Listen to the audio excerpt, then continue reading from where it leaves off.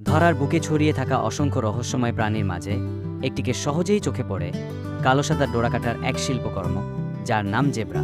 আফ্রিকার ঘাসভরা প্রান্তরে আপন মহিমায় ঘুরে বেড়ানো এই প্রাণী শুধু তার রঙিন সৌন্দর্যের জন্যই নয়, বরং প্রাকৃতিক ভারসাম্য রক্ষায়ও রাখে গুরুত্বপূর্ণ ভূমিকা।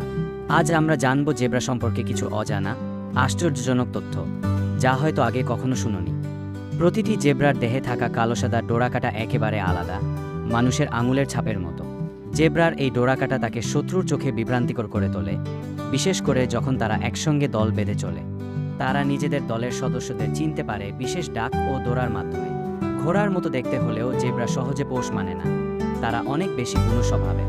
জেব্রা অনেক সময় দাঁড়িয়ে ঘুমায়, বিশেষ করে যখন তারা দলবদ্ধ অবস্থায় থাকে, যেন হঠাৎ আক্রমণ হলে দ্রুত পালাতে পারে। সময় জেব্রার দলে নেতৃত্ব দেয় একটি বৃদ্ধি নারী জেব্রা। জেব্রার গর্ভকাল প্রায় 12 থেকে 13 মাস।